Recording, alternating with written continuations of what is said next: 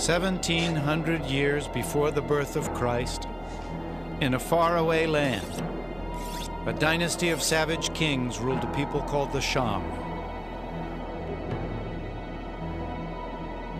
Legends tell of barbaric sacrifices, thousands slaughtered by royal decree.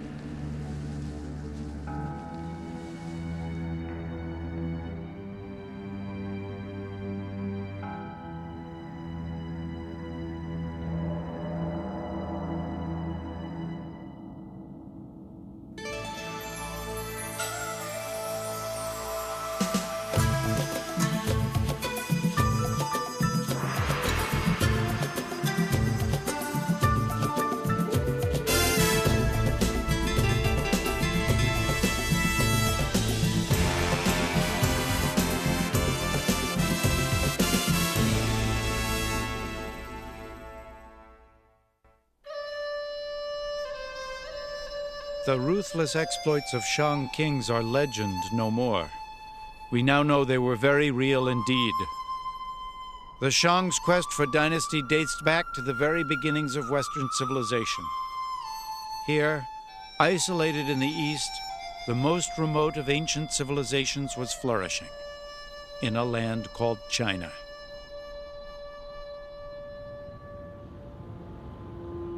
Most Westerners see Chinese culture beginning in the capital city of Beijing.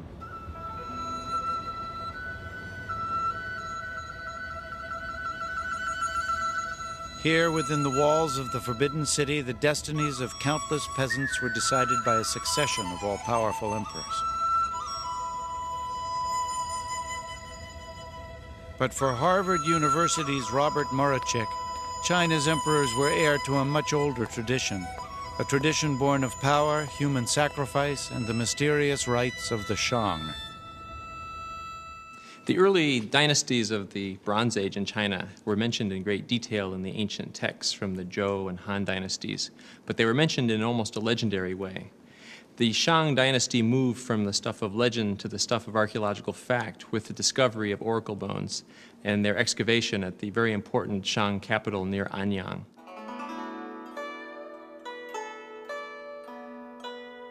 The city of Anyang lies 300 miles southwest of Beijing.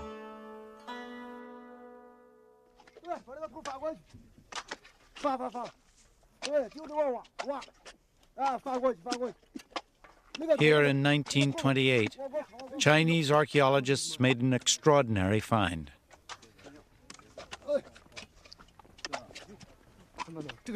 Deep in the countryside, workers uncovered a cache of tortoise shells.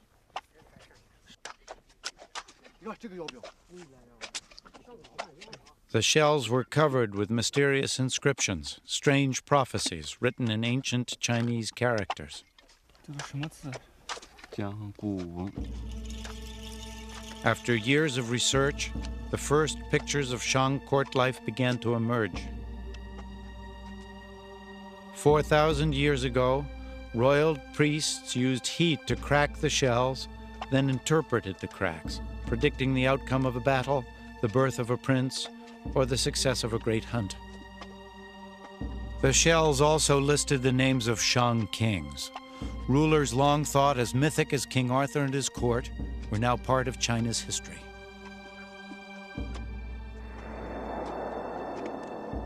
The discovery inspired the Chinese to widen their search.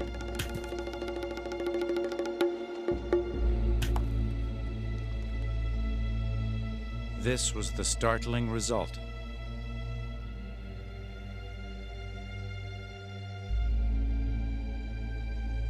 Archaeologists at Anyang discovered a series of royal Shang mausoleums. On ramps that led to the tombs, excavators were greeted by welcoming parties of headless skeletons. The missing skulls were found inside the grisly sanctuaries arranged in mysterious patterns. Some 1,300 years before the birth of Christ, Shang kings built their empire on a foundation of human sacrifice. Critical to Shang religion was the belief that sacrificial offerings had to be made to the deities or the ancestral spirits. This was the source of their wisdom.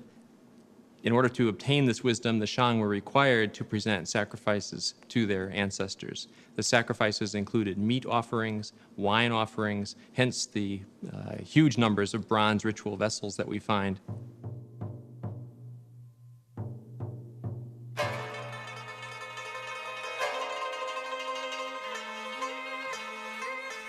The Shang valued bronze more highly than gold. In these vessels, the kings would offer tribute to their gods, and royal control over the resources that each bronze required was absolute. They were a symbol of the divine right of Chinese kings that would, in later years, be called the mandate of heaven.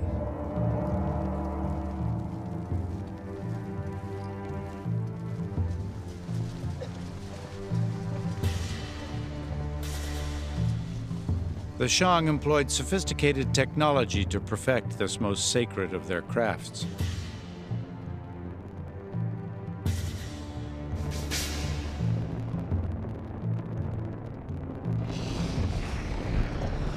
While Mediterranean artisans were only beginning to experiment with metals, the Chinese had already elevated bronze casting to an art.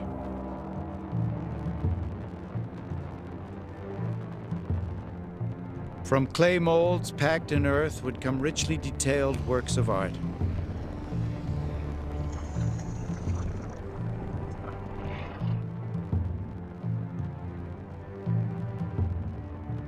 Shang bronzes were covered with symbols of haunting terror, but these powerful rulers were also capable of intimacy.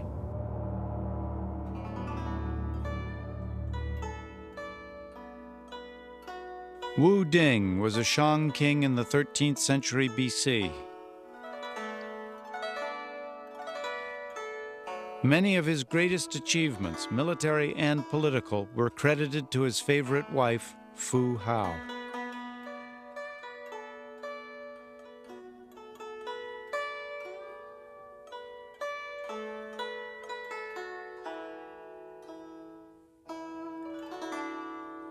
In peace, she provided over rituals dedicated to the spirits and royal ancestors.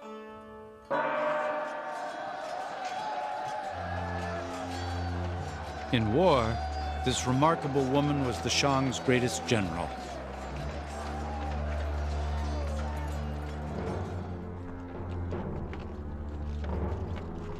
She led an army of 13,000 warriors into battle against 2 enemy clans, defeating both in great victories for the Shang.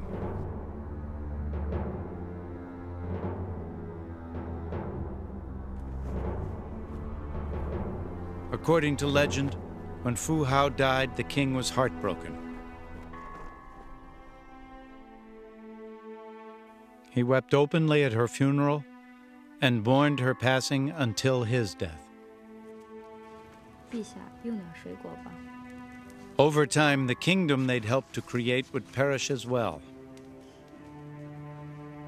The Shang aristocracy was addicted to hunting and warfare. By 1000 BC, they'd found a more insidious addiction: alcohol. We know from later historical texts that the last Shang king was very, very fond of drink. In fact, descriptions describe him as having built ponds filled with alcoholic beverages and hanging slabs of meat and venison in the forest so he could go out and party and banquet whenever he wanted to the great destitution of his kingdom. It's also quite possible that the Shang use of bronze ritual vessels with a very high lead content also had physiological effects that decreased their capacity to rule. The inscriptions etched on the heat-cracked shells at Anyang had opened a new window onto Shang royal life. Their kings were ruthless.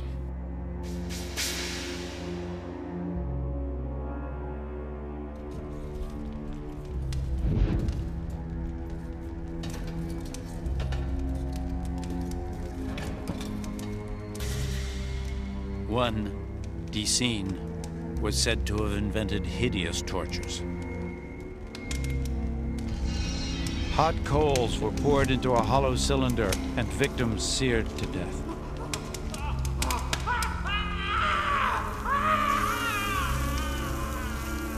Whether such reports are fact or fiction may never be known.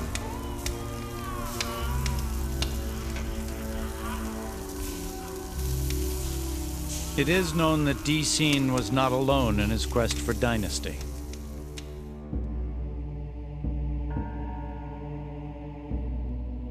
At a site called Shang and Zhou, a competing culture was discovered, a people who vied with the Shang for the mandate of heaven.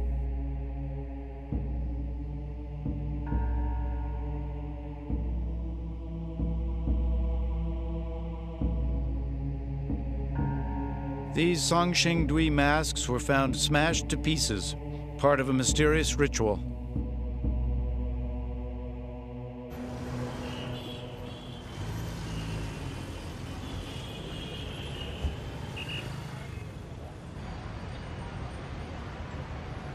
They were reassembled here in the city of Chengdu at the Institute of Archaeology.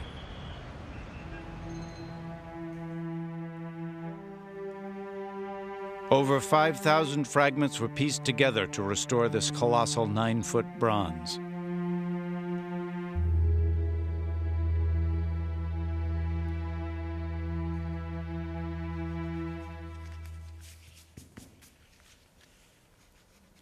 Conservationist Zhang Guangli was astonished that such lavishly decorated sculptures would be intentionally destroyed by their creators.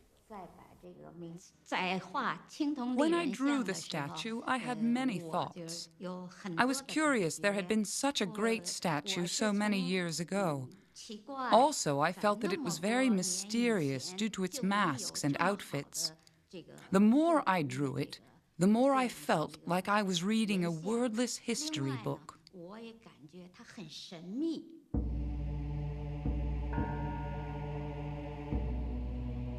These once shattered masterpieces seem to be evidence of a more sober approach to power.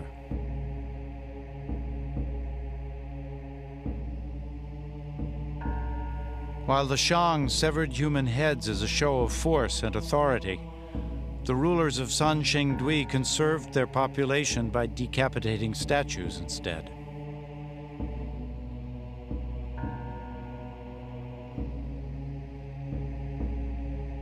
But kings rich enough to commission such extravagant bronzes were also capable of mustering formidable armies. Cultures like the Shang and Zhou may have weakened the Shang and thus set the stage for a new dynasty, a people called the Zhou.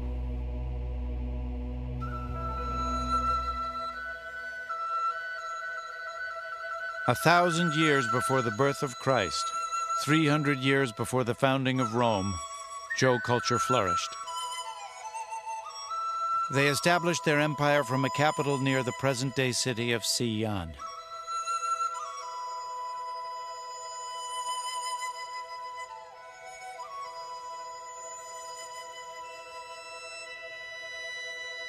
Here, the great King Wu secured his dynasty by creating China's first system of justice for the common people. This Zhou bronze details an ancient lawsuit and the punishment that followed. The inscription is interpreted by Dr. Han Wei at the Shaanxi History Museum. There was a man who was accused of slandering his master. The judge ordered that his crime would be written on his face with special ink, but the sentence was reduced to 500 pieces of bronze and 500 lashes of a leather belt.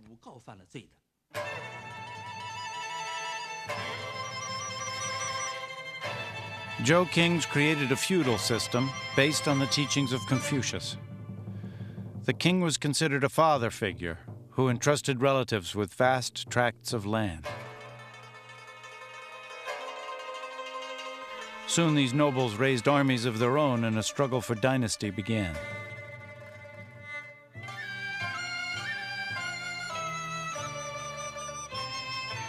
Fierce fighting would erupt. smaller states were swallowed up by larger regional powers. The final centuries of conflict, from 481 to 221 BC, are called the Warring States period, a time when the 7 most powerful states battled for supremacy.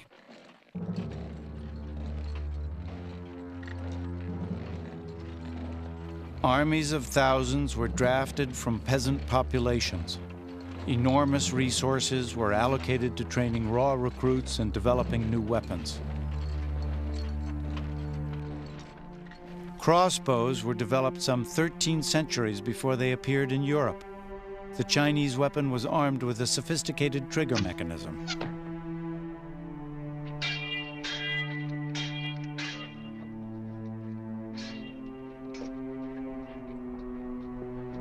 The Zhou relied on their swords for close combat.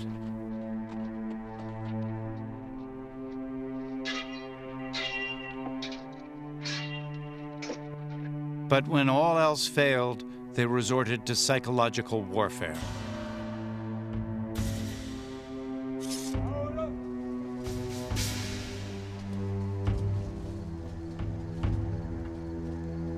In 496 BC, a Zhou general, unable to break a long-standing stalemate, sent brigades of criminals to the front. Their choice was simple: die by their own hand or suffer an even worse fate if they refused. As enemy troops held their ground, the grim line of convicts approached.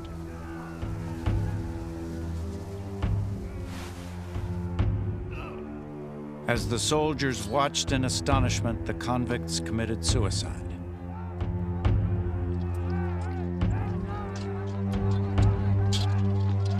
The gruesome diversion allowed the general's troops to overwhelm his stunned enemy.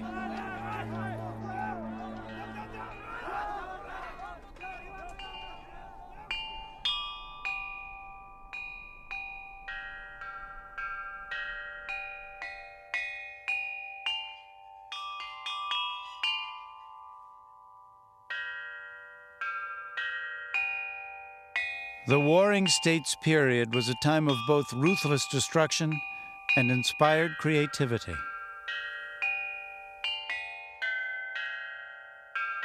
From the spoils of conquest, rulers commissioned magnificent bronzes, including great ceremonial chimes.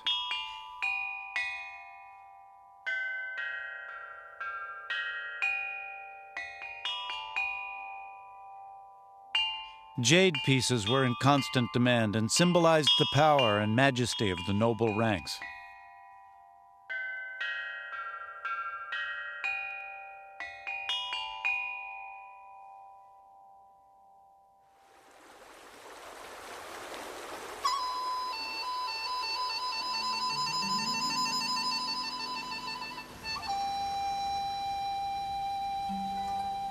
Of all the warring states, the Qin kingdom was the most resourceful. They developed agriculture on a massive scale to go along with a powerful military force.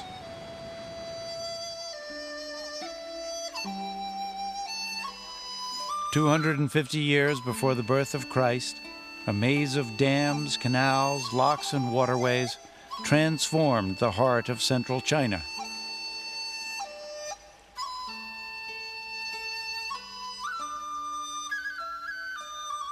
The Min River was diverted into the Shangdu Basin, converting an area the size of Connecticut into lush farmland.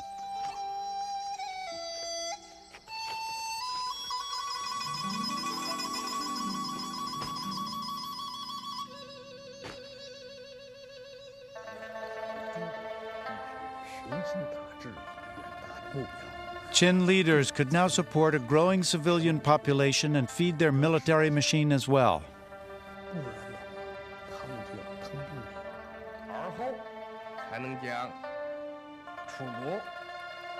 In the last years of the 3rd century BC, Qin ministers convinced a young prince that China's competing states were now his for the taking.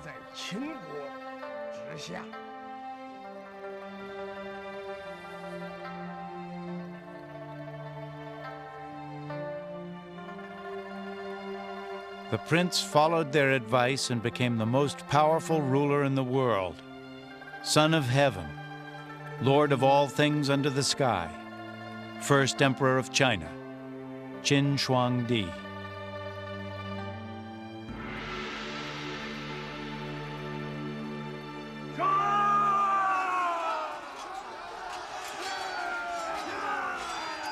A 500,000 strong, the Qin army destroyed all rivals in a series of savage campaigns.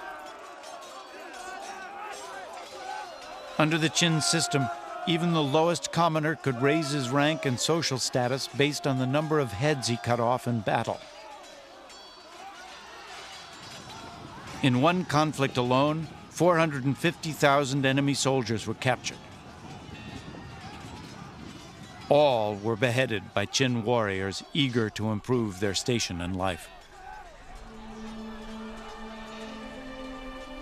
In the end, it's estimated Qin destroyed 2/3 of his enemy's population.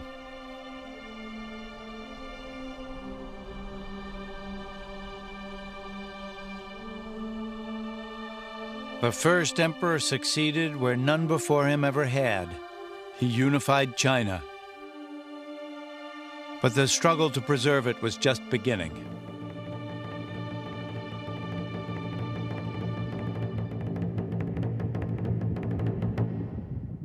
Far to the north of present-day Mongolia, nomadic warriors raided Qin settlements along the frontier.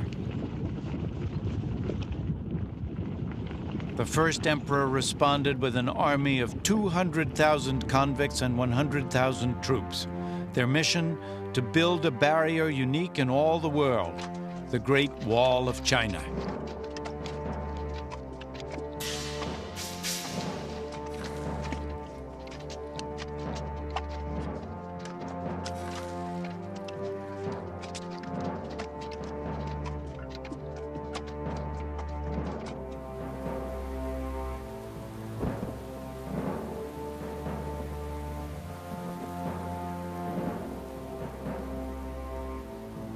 Over the course of 10 arduous years, thousands of men perished from exposure and fatigue.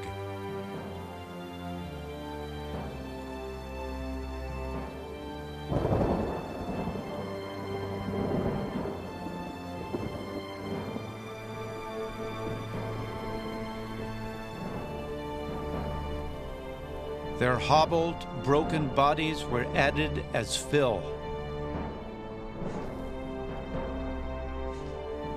Their only tombstone, the wall that consumed their lives. If the king had a major construction project, you would be called away for many years at a time, separated from your family, working under impossibly difficult conditions on, for example, the Great Wall, and facing not only harsh climate, but possible enemy military action against you while you're involved in the construction, and quite frequently even being put to death at the end of the construction project so that you wouldn't reveal the secrets of the construction itself. Ancient folklore records the journey of Mang Jian Nui, searching for her husband, a worker on the Great Wall. Unable to find him, overcome with grief, Mang broke down and wept. So bitter were her tears, the wall opened up to surrender the body of her beloved.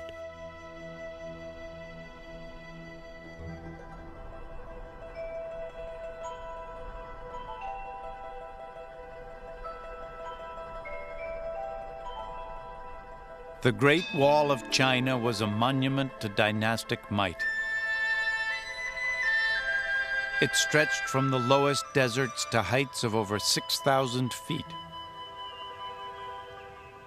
Sections of new wall connected barriers built by earlier dynasties to create a wonder that spans 2,600 miles.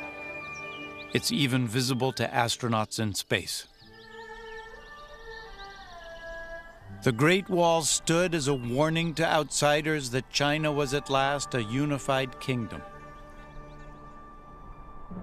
Qin now moved to secure his power from within, purging all political enemies. The old feudal system of landed nobility was eliminated. Their private armies disbanded. When Qin became the emperor, he abolished the nobility and established a state system where he concentrated all power into the central government. States had no independent military or financial capacity. He was not about to follow the path that led to the end of the Zhou dynasty.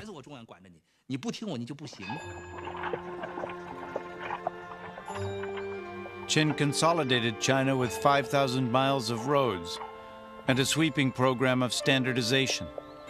Even the width of axle wheels was fixed. Travelers were required to carry passports.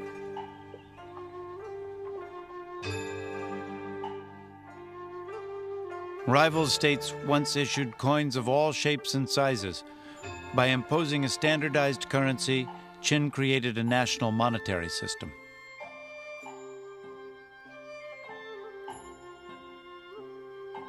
The written language was standardized as well, allowing the first emperor's edicts to flow quickly and easily to the farthest points of his realm. But language was also the medium of ideas and opinion. And in their writings, even royal scholars and historians began to criticize many of Qin's new ideas as a dangerous break with the past.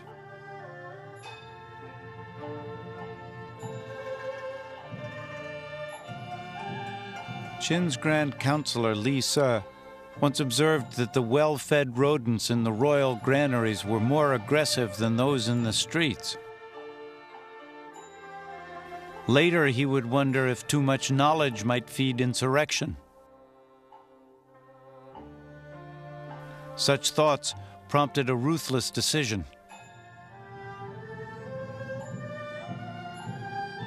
On Li Se's orders, 460 scholars were buried alive.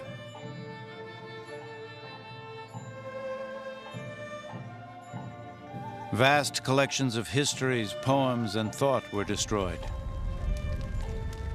The civilization that gave the world paper and print would also conduct history's first book burning. But opposition to Qin only intensified.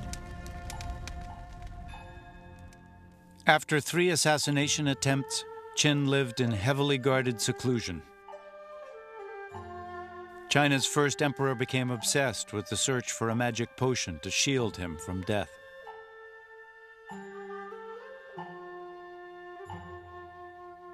But one of the concoctions he hoped would make him immortal eventually succeeded where his enemies had failed.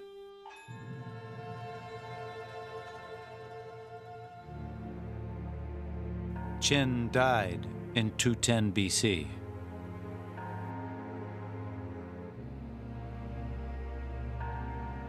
China's first emperor was buried in the most opulent mausoleum the country had ever known. Long before his death, more than 700,000 convicts had begun its construction.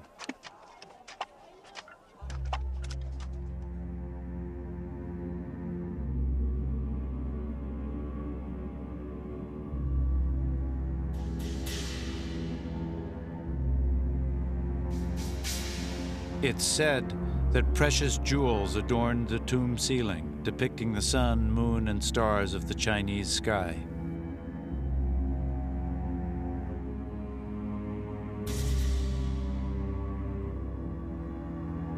Crossbow booby traps protected the main hall, where models of China's great cities sat beside scale model rivers. Filled with mercury, they flowed into a miniature ocean. To conceal the site of Qin's tomb forever, all who knew its secrets were sealed within its walls.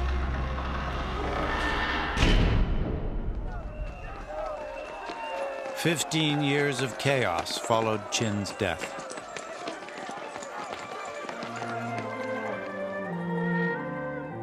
In 206 BC, a new dynasty called the Han rose to power.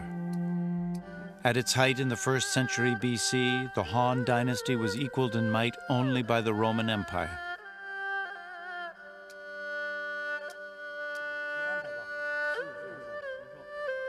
But its fifth emperor, Wu Di, knew that even the Great Wall would not protect his kingdom forever. Nomadic raiders in the north remained an ever-present threat. Wu Di believed the key to dynasty was skillful diplomacy, not battle. His secret weapon, a trusted advisor and diplomat named Zhang Qian. Wu Di sent Zhang Qian north on a mission of peace to attempt a series of treaties cleverly designed to pit one Han enemy against the other.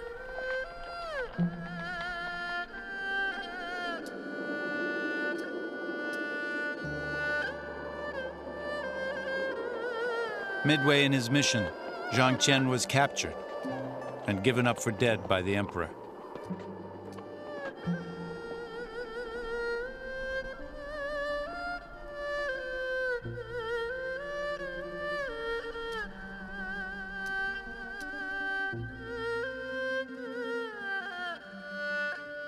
Ten years later, an old man appeared in Wu Di's court. Zhang Qian, the faithful diplomat, had survived.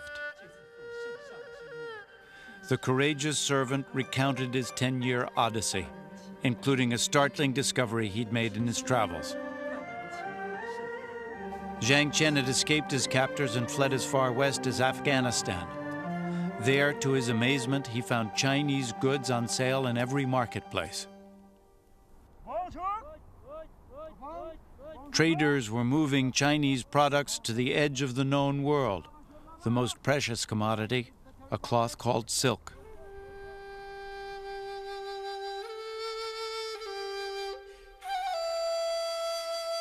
Wu Di listened in disbelief as Zhang Qian described how Chinese merchandise was transported along a network of rough trails called the Silk Road.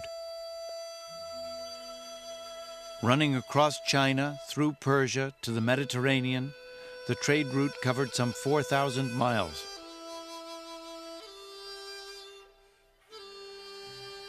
Bales of the finest Chinese silk were being traded on the streets of imperial Rome.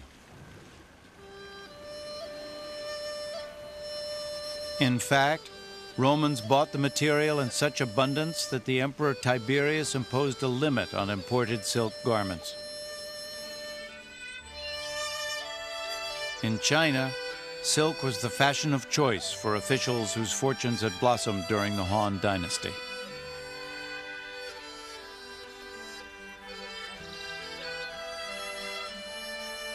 Clues to the lifestyle of Han rulers were revealed in the city of Changsha in southeast China.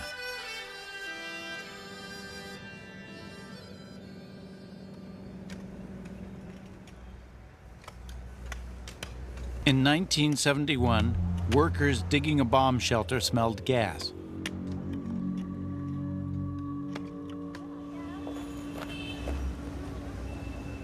That day changed the life of Dr. Xiang Chuanxin, director of the Hunan Provincial Museum in Changsha.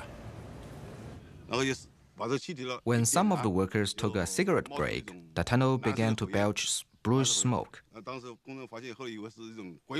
The workers thought the smoke was from ghosts and came to us. We realized the gas was organic, coming from a very well-kept wooden tomb.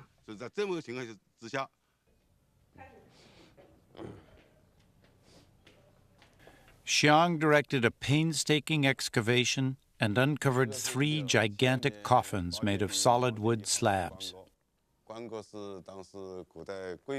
This coffin was used by ancient nobles. Its formation is huge. The wood was not cut by saw, but cracked into pieces. These coffins had been buried underground for over 2,000 years. Only nobles could use them. There were also many objects found in the coffins. The tombs were protected from the elements by a thick lining of clay and 5 tons of absorbent charcoal. Inside were the remains of the Prime Minister of Changsha, his family, and a dazzling array of luxury goods. While the jewel-studded tomb of the Emperor Qin remains a legend, the great wealth uncovered in Changsha was real.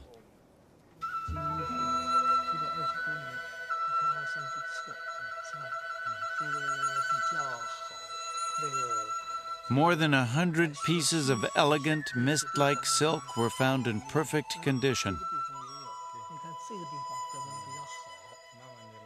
This transparent gown weighs 2 ounces, testament to the matchless artistry of the Han.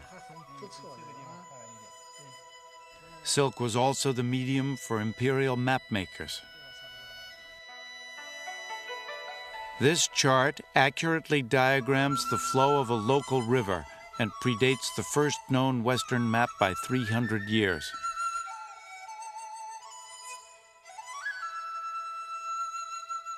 Most stunning of all were the silks of Lady Xin, wife of the Prime Minister.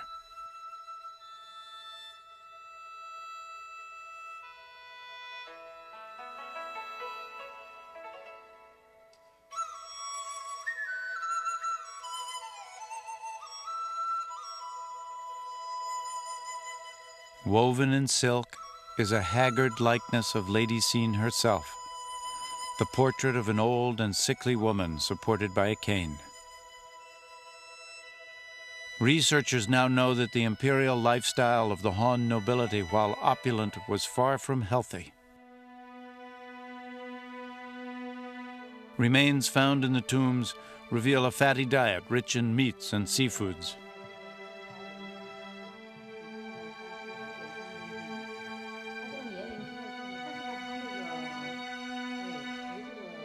The tomb's most precious relic offered the clearest picture yet of Chinese life at the top.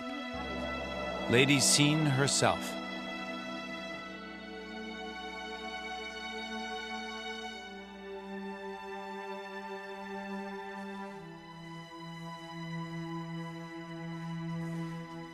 Buried for 21 centuries, she showed few signs of decomposition.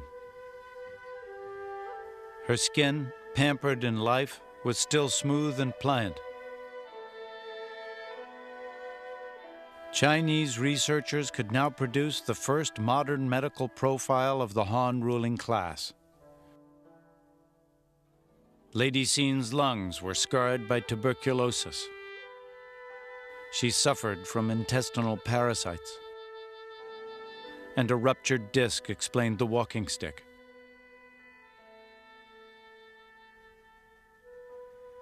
But what ultimately killed Lady Xin, and no doubt many from the Han upper class, was an affliction common to us today. The autopsy of Lady Xin looked at her heart, intestines, reproductive system, and urinary system. It indicated that she had heart disease and died of a heart attack sometime in her 50s.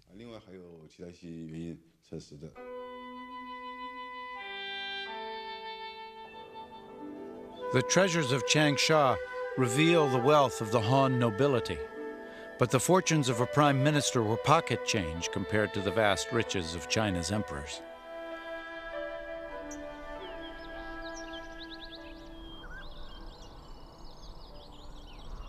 To comprehend the magnitude of their power and wealth, we must return to the time of the first and greatest ancient Chinese ruler, the Emperor Qin.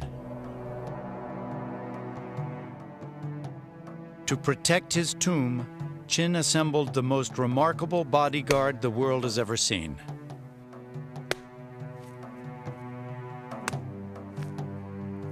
No one knows how many artisans labored on this astonishing achievement, but estimates range in the thousands. The sheer effort of time, the superhuman attention to detail, the very scope of the undertaking itself is unique in human history.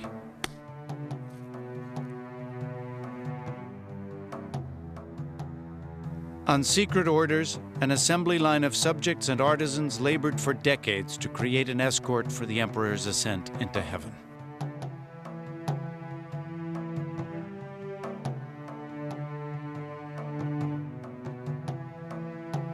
In essence, Qin cloned his human army into life-size soldiers made of clay. Warriors posed for their terracotta twins or suffered death.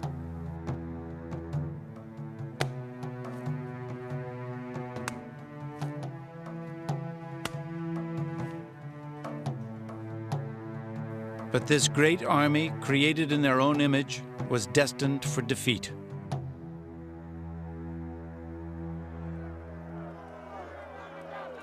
In the chaos that followed Qin's death, the underground vault of terracotta warriors was discovered by an angry mob and put to the torch.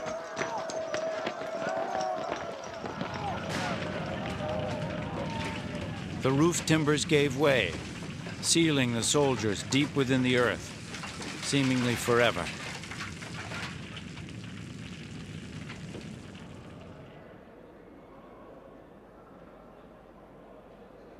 For 2 millennia, Qin's great army remained lost, until 1974, when a discovery was made that would stun the world.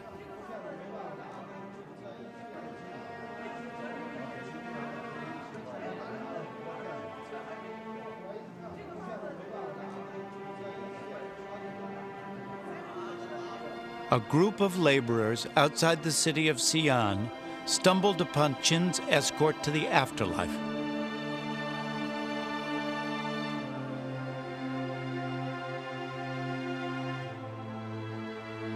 These statues, in the area called Pit 1, are just a small fraction of the terracotta army.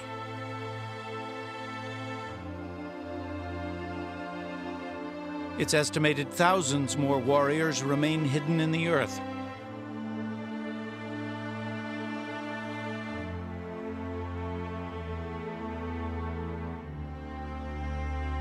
Freed from their interment, Qin's legions laid siege to the world's imagination.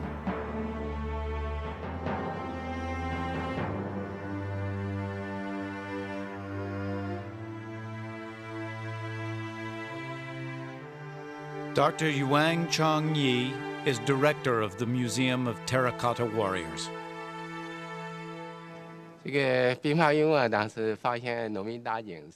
came here as soon as the terracotta warriors were discovered by some peasants who were digging a well. The more we excavated, the more things came out. Over 6,000 terracotta horses and soldiers were discovered in pit number 1.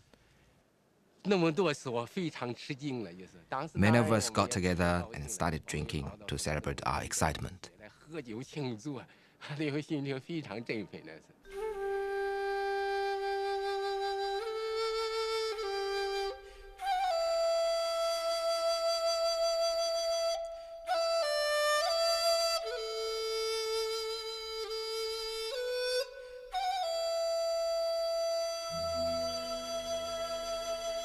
The ancient Vandals had smashed the warriors into pieces.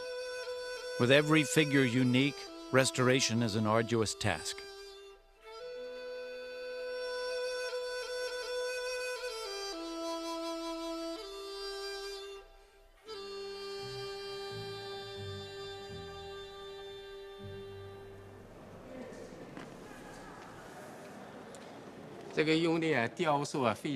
The sculptures are very realistic.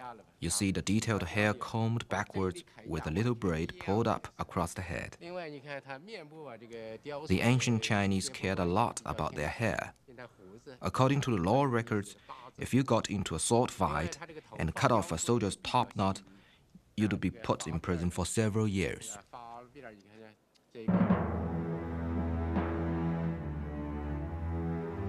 While the Roman Empire was content with an army of 100,000, the Qin amassed a military 6 times as large.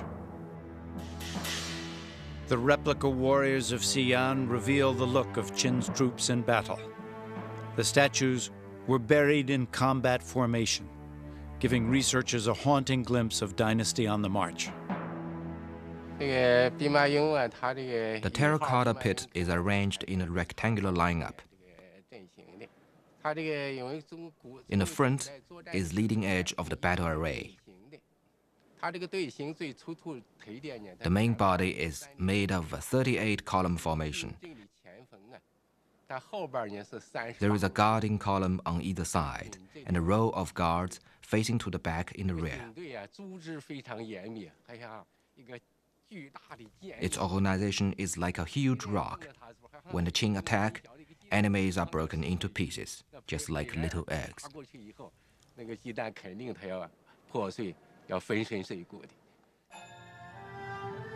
Rescued from hands of clay were 10,000 working models of Qin weapons.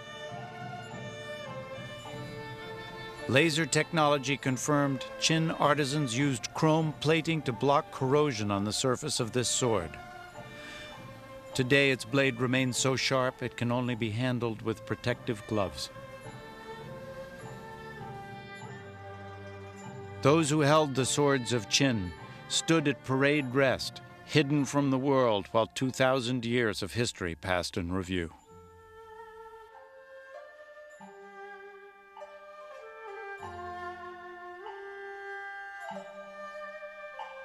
More than 200 emperors would follow Qin, ruling until the turn of the 20th century.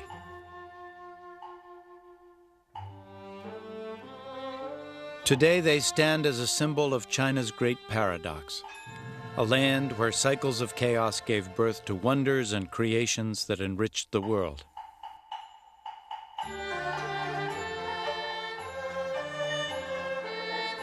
Under Qin's harsh rule, the Chinese refined the cultivation of rice and millet, crops that today sustain over half the world's population. During the Warring States period, jade prospectors combed the wilderness, guided by the world's first primitive compass. Without the Chinese compass, without their creation of paper and printing, without their refinements to map-making and their invention of the ship's rudder, Europe's discovery of the New World would have been impossible.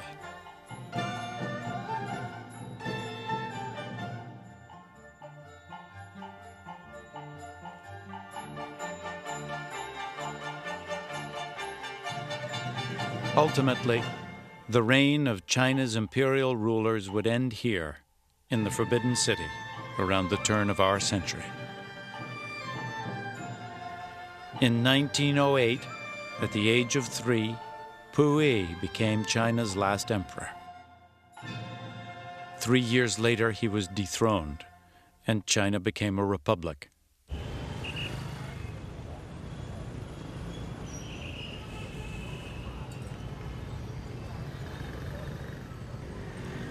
Some argue that China's tradition of powerful leaders has never truly ended,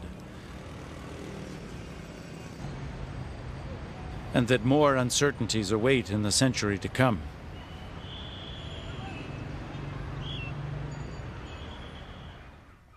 But in the rush to predict the future, the past must remain our guide. Ancient and modern China are inseparable.